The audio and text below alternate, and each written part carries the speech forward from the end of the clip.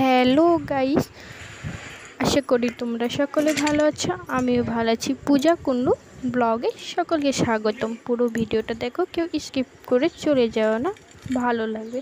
এই যে আমি শাক বানান করছি।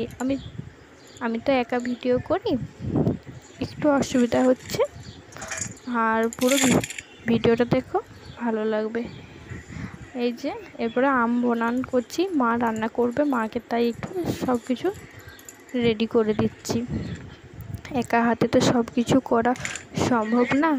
এই যে মটনটা ধুয়ে নিচ্ছি, আমি একাই ভিডিও করছি তাই একটু অসুবিধা হচ্ছে। এরপরে আমি হলুদ গুঁড়ি, নুন দিয়ে মটনটাকে ভালো করে মাখিয়ে নেব।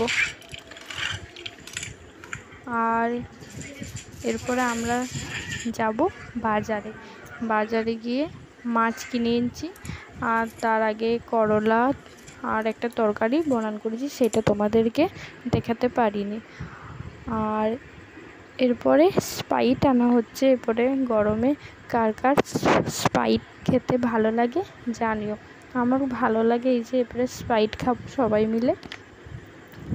এরপরে কি রান্না করেছি সেটা চলো তোমাদেরকে দেখাই। ভাত, লবণ, লেবু, শাক ভাজা, তরকারি, করলা ভাজা, দই, চাটনি আর মাংস। এরপরে বাড়ি চলে আসবো।